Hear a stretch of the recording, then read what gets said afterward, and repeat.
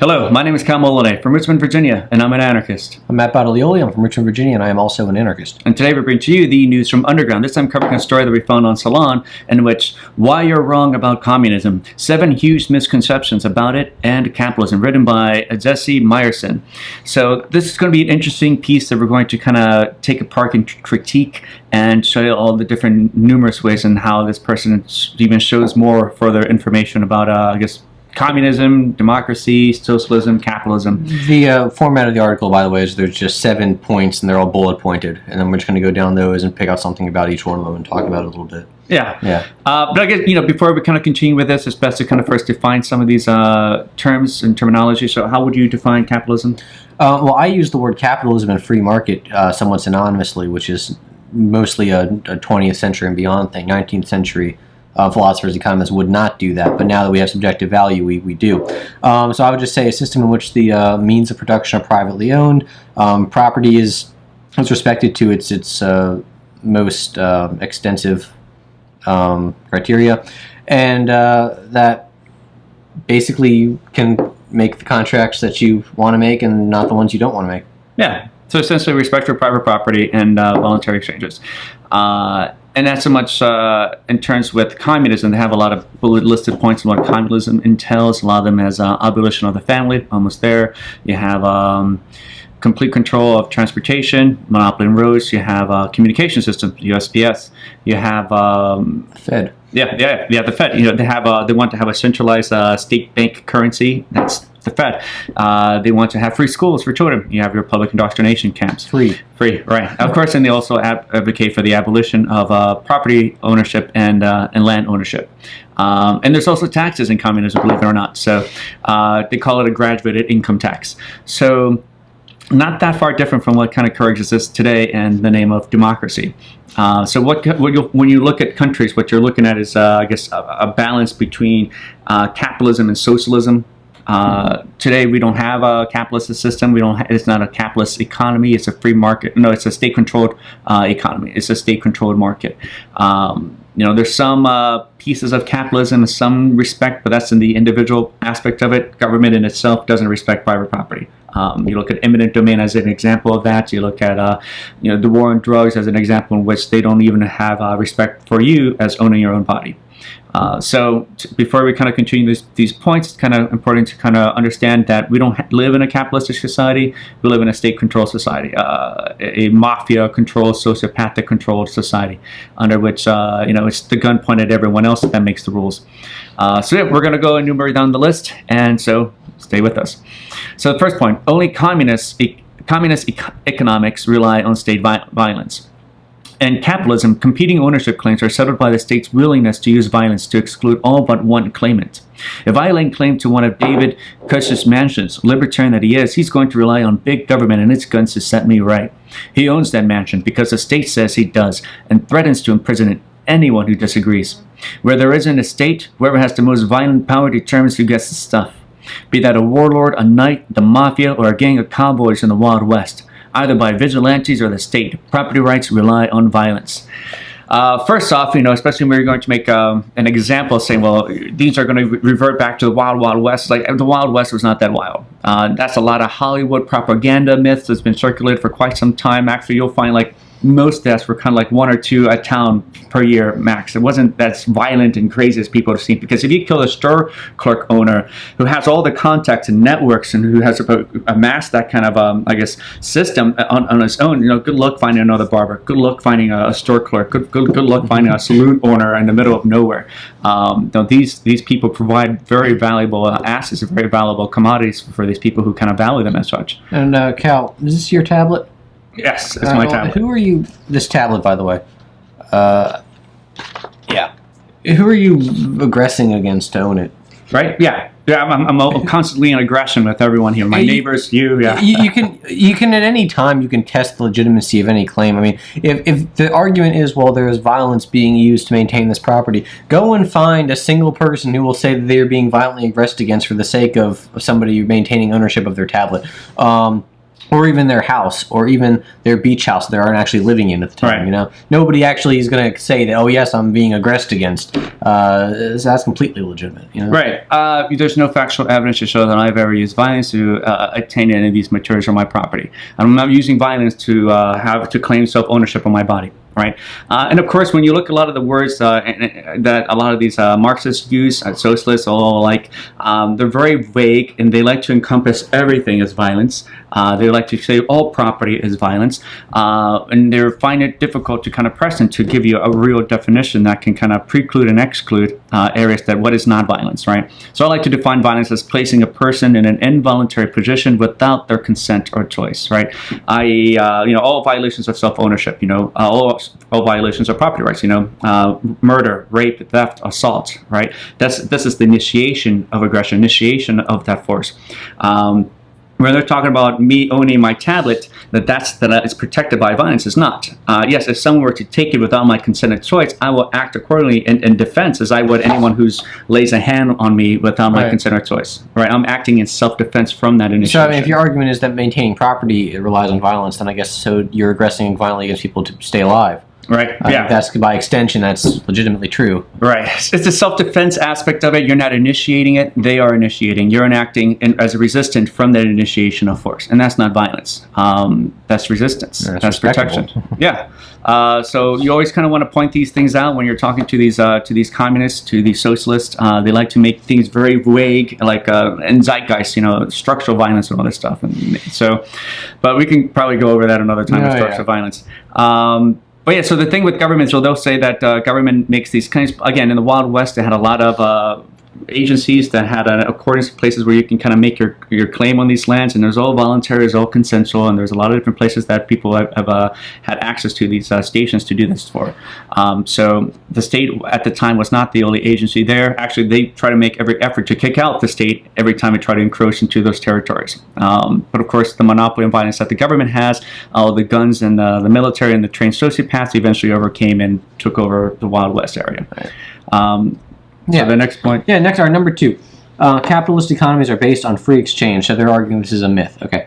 The explanation. The origin of capitalism was depriving British peasants of their access to land, or seizure of property, you might call it, and therefore their means of subsistence, making them dependent on the market for their survival.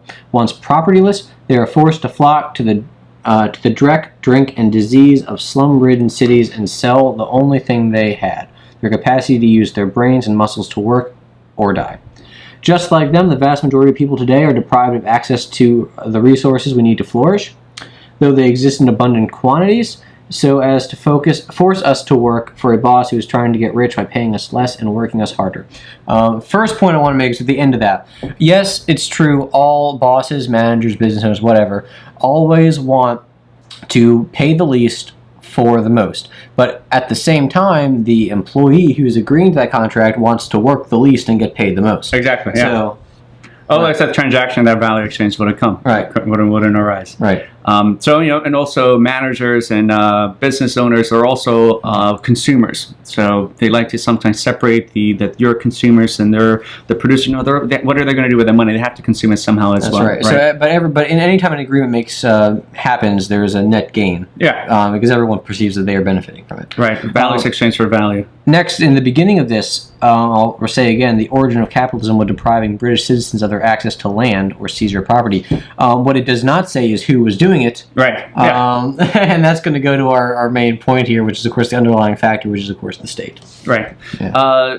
And of course, a lot of this stuff, maybe we'll do a covering of the Industrial Revolution. There's a lot of myths that come from there to try to blame capitalism again, but you can find many examples, factual evidence to show actually it was always state intervenience that caused a lot of these conditions to be worsened. Like you have one, for example, of Windows. Oh, yeah. So during the beginning of the Industrial Revolution, what you had was people would perceive the income tax as what it actually is, which is an invasion of your personal privacy and an abduction of property. So that was not politically profitable at all. So in an attempt to tax people based on their income, the governments at the time would make an assumption, well, if you're richer, you have bigger houses or bigger buildings or bigger factories or whatever, and then they would tax them in accordance to how many windows they had. So all that really did was create a huge disincentive for business owners and factory runners to make their working environments for their employees more comfortable or more livable. So of course you have all of this very, very commonly recited hymns, which is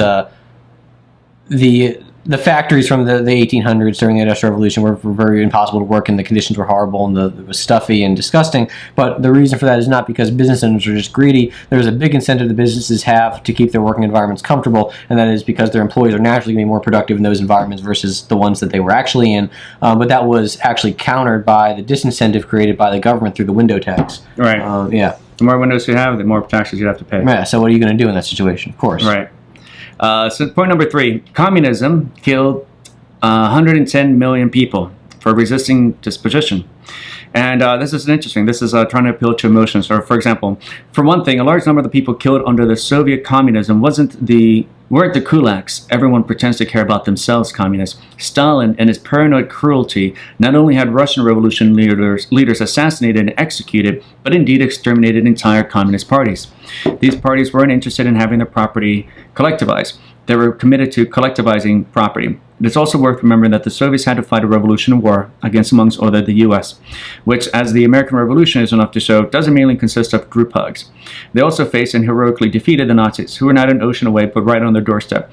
So this is an attempt to say, well, communists who advocated for communists were okay with it because they were also for advocating for collectivization of property. So we should kind of discount those deaths to begin with, instead of looking at them actually as individuals and as people. And you can find that they were then betrayed by that ideology.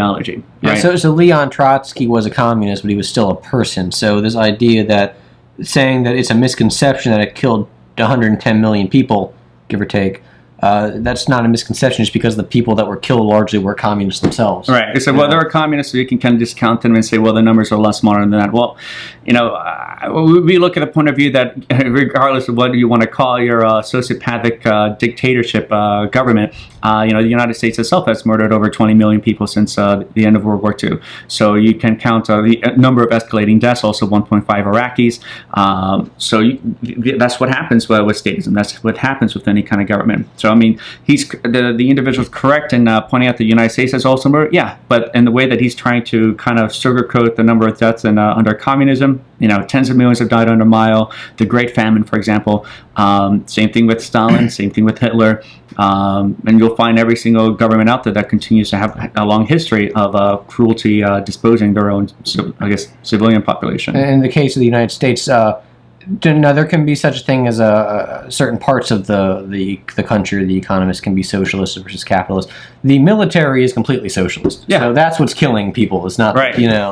Those are not free market soldiers. Yeah. Those are not respect your property rights soldiers. Those are sociopathic, under the control of these socialistic countries soldiers. So that's, for all the evidence out there, I mean, it was a socialist country, the United States, that nuked two cities. Right? That's not capitalism. That's not the free market. That's statism. And so the next point that we have here is capitalist governments don't commit human rights atrocities. Whatever one's assessment of the crimes committed by communist leaders, it is unwise for capitalism's cheerleaders to play the body count game, because if people like me have to account for the Gulag and the Gray Sparrow campaign, they'll also have to account for the slave trade, the indigenous extermination, the late Victorian Holocaust, and every war, genocide, and massacre carried out by the U.S. and its proxies in order to defeat communism. Since the pro-capitalist sets cares so deeply for the suffering of the Russian and Chinese masses, perhaps they'll even want to account for the millions of deaths resulting from this country transitions to capitalism. And as we pointed out, yeah, we do count. That wouldn't say that's capitalism again. We already provided a good objective definition of capitalism. That's just a state-controlled market. It also goes on, let's try to convince the tens of million people who die of malnutrition every year because of the free market is incapable of engineering a situation in which less than half of the world's food is thrown away. Okay, guys, really? Yeah. Come on. I would imagine the many deaths that have been prevented due to starvation is due to at least some portion of capitalism, at least some respect for property rights and means of ownership of that kind of property rights to kind of produce mass abundance of food for everyone's consumption at the most capacity allowable. You look at in India with this green revolution, you look at buying cheap food today at your local grocery market, which could be Yeah, if you were to work $5 an hour, 1 hour a day, you could eat. Yeah. You know, you'd have enough calories to sustain your life, which is unheard of. I mean, these more socialist-leaning countries really couldn't even get food together for everybody that would, sustain life. Yeah. That's why you have the Great Famine. That's why you have, Yeah, Mises has a quote here. It says, "Capitalism is essentially a system of mass production for the satisfaction of the needs of the masses. It pours a horn of plenty upon the common man. It has raised the average standard of living to a height never dreamed of in earlier ages. It has made accessible to millions of people enjoyments which a few generations ago were only within the reach of a small elite." So you find a lot of people today, especially those in poverty here in the United States, that they have access to vehicles, they have access to microwaves, refrigerations, cell phones. And Mises died, by the way, at 92 years old, 1973. Oh, wow. Yeah. In fact, since the collapse of the Soviet Union and the spread of more free market economies around the world, global poverty has declined rapidly. Certainly no thanks to any of the efforts made by the UN, which couldn't even make it a country like Mauritania to make slavery illegal until 2007. Right. So you want to look at socialism at work, you look at the long bright lines right now in Venezuela, right? Yeah. You want to look at some of the again, we don't have a capitalistic market here, but some aspect of it that does remain, look at that abundance of choice when you go to a supermarket and the low cost of fruits and bananas. And a little capitalism goes a long way. Yeah. It doesn't need to be completely capitalist to sustain people's lives. Right. Yeah. And the next point. Just 1 second, Cal. I want to make sure there was something else in this one that I wanted to. I think I wanted to hit.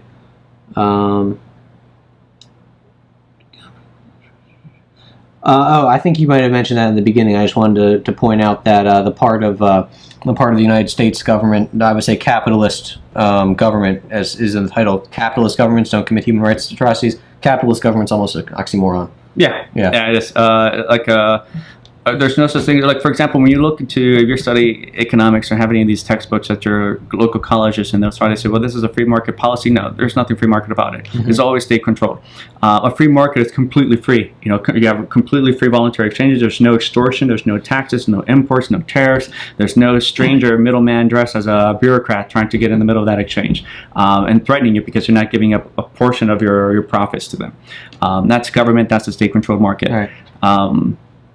So the 21st century. Yeah, 21st century, the misconception they're citing, 21st century American communism would resemble 20th century Soviet and Chinese horrors. He goes on to say, for me, communism is an aspiration, not an immediately achievable state. It, like democracy and libertarianism, is utopian in that it constantly strives towards an ideal. In its case, the non-ownership of everything, the treatment of everything, including culture, people's time, and the very act of caring and so forth, as dignified and inherently valuable rather than as commodities that can be priced for exchange. Steps towards the state of affairs needn't include anything as scary as the wholesale and immediate abolition of markets. After all, markets predate capitalism by several millennia, and communists love a good farmer's market. Okay. Yeah, I wouldn't say that we ascribe for utopia. I don't. Yeah, I haven't met any libertarians or anarcho-capitalists that advocate for utopian. We want problems that can be solved non-violently, of course. I want someone to make a better computer. Yeah, exactly. Yeah, I want an upgrade. I want a new, better version. What's point 2 going to look like? Yeah. Utopia means we're done. It's over. We already have all the complete policies, so we have everything's perfect, right? And I don't want everything to be perfect. I want there to be ways to always continue to improve and ways to kind of solve these problems without the state intervention of a gun. And that's what communism entails. Of course, they still advocate for income tax, right? So they still advocate for a lot of the same, policies that today's socialists advocate for here in the United States of tax forms. So you find that to be, I don't know. I find that to be kind of a misconception or kind of a distraction. When he talks about as dignified and inherently valuable, value is still subjective.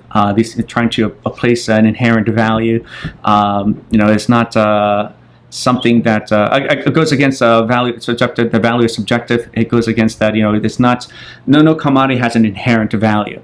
Right. If everyone stopped smoking and nothing else changed, tobacco would be worthless tomorrow. Right. That's what he talks here about about treatment of everything, including culture, people's time, the very act of caring, and so forth, as dignified and inherently valuable, rather than as commodities can be priced for exchange. And then he talks about how they'd all love a good farmer's market. Well, Right. that farm is going to dry up and die because you have, without any reasonable market prices that are determined only decentrally, which doesn't exist in communism or socialism, then those prices don't reflect the actual supply and demand, the marginal utility, the scarcity of each thing. So if the centralized planning board says, well, the price of whatever crop is 80 cents, but it turns out to be $1, well, that's going to be overpicked. The farm would be collectivized, by the way, so no one's going to be able to reap profits from that farm. So they're not going to bother with tilling the land or watering the crops or any of that stuff, because they're not going to get any benefit from that that they can perceive, and then whatever good is there already will be immediately picked over, and that's called the tragedy of the commons. They can't pursue their self-interest. Right, and people are naturally selfish. Yeah, nothing wrong with that. No, nothing wrong with that at all. That I care about other people. First person you should care about first. It's yourself. To sustain your own needs before you can kind of reach out to help others. Is it reasonable in any way to expect a person to routinely make a decision that puts them in a worse situation tomorrow than they were today? Right. And that's all about the individual, which is the last point that we'll cover in a second. Now point 6 and 7. You want to hit 6? Yeah. So communism fosters uniformity, but people do a lot more than consume. One thing we do a huge amount of is work, or for the millions of unemployed Americans, try to and are not allowed. Communism envisages a time beyond work when people are free. As Marx wrote, to do one thing, this lazy guy, to do one thing today and another tomorrow, to hunt in the morning, fish in the afternoon, rear cattle in the evening, criticize after dinner, without ever becoming hunter, fisherman, herdsman, or critic. And that way, communism is based on the total opposite of ununiformity, tremendous diversity, not just among people, but even within a single person's occupation.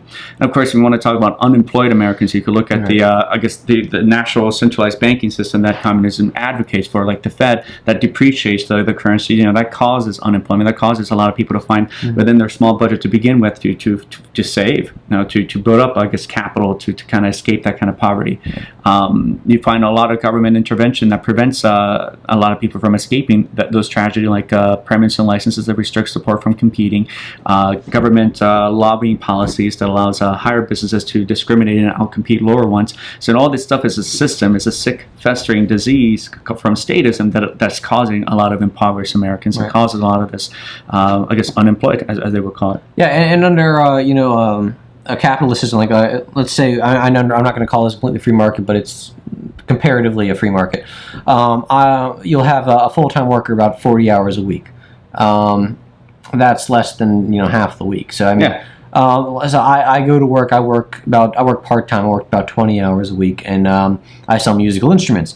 And I can do that, and then I can come here and I can make these videos, and I can work on my albums, and I can do all these things that I really like to do, because like we mentioned earlier, for the less than the price of what one person will make every hour, I can feed myself for the day if I want to. I mean, sometimes I like better food, but I'm saying I don't have to worry about my survival because the food's so abundant here, because people have an incentive to actually produce and to market their products.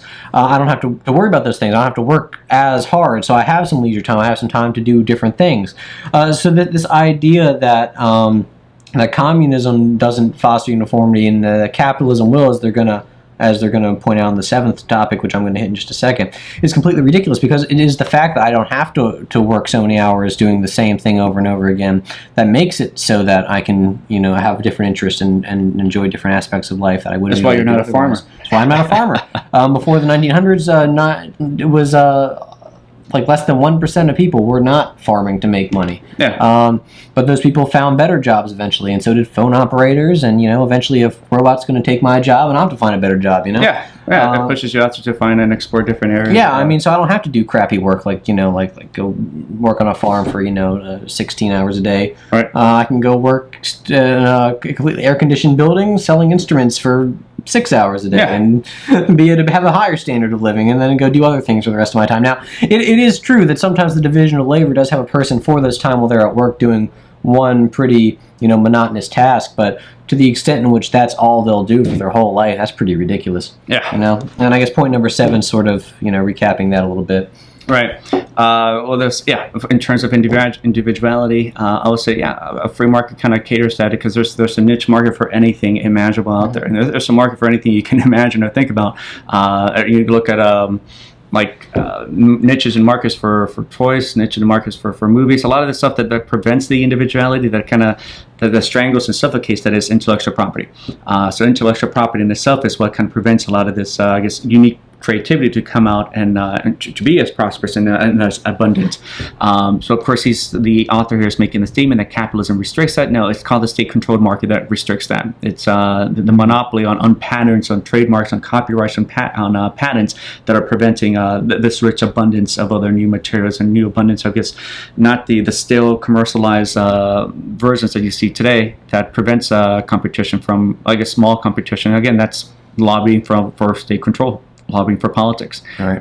It's government itself that gets in the way, not these businesses. Without government, there's no one to bribe, there's no one to lobby, there's no one to enforce those guns onto other people. You got to put up or shut up. Yeah, pretty much like the fashion industry. They compete, try to compete each other like every week, and they don't have copyrights on the patterns and dress styles that they showcase. But like every week, new forms of styles comes out all the time. So that's what you'll have. You'll have like a lot of different versions of, movies that'll come out, that kind of restricts it because of copyright issues. You have a lot of different books and a lot of different characters. A lot of fanfic will come out.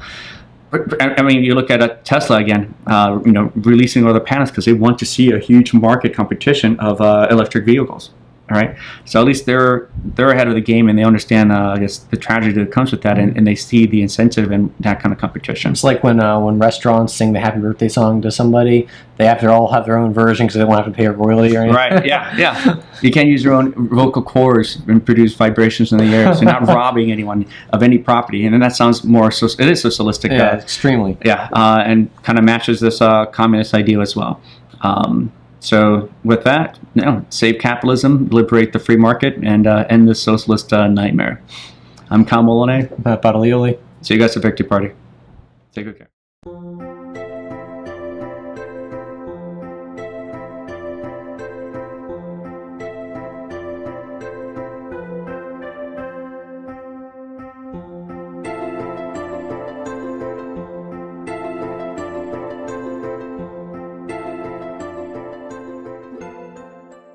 You have communication systems, USPS.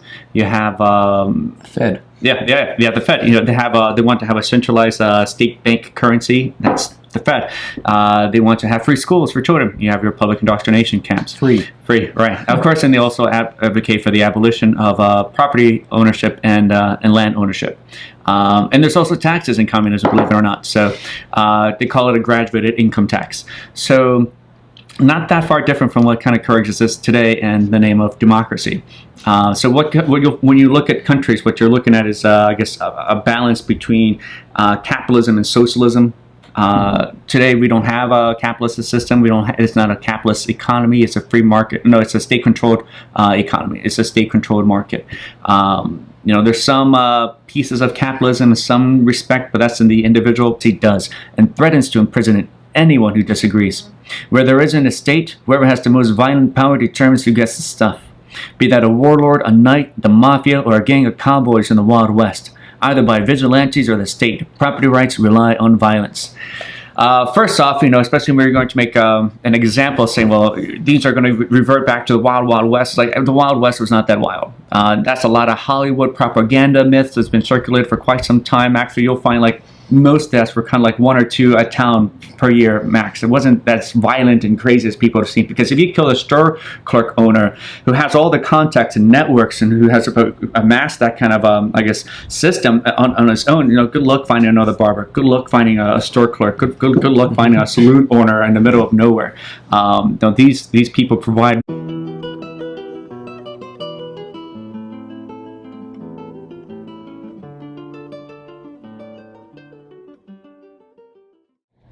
Hello, my name is Cal Moloney from Richmond, Virginia, and I'm an anarchist. I'm Matt Battaglioli. I'm from Richmond, Virginia, and I am also an anarchist. And today we bring to you the news from Underground. This time covering a story that we found on Salon, in which Why You're Wrong About Communism, 7 Huge Misconceptions About It and Capitalism, written by Jesse Meyerson.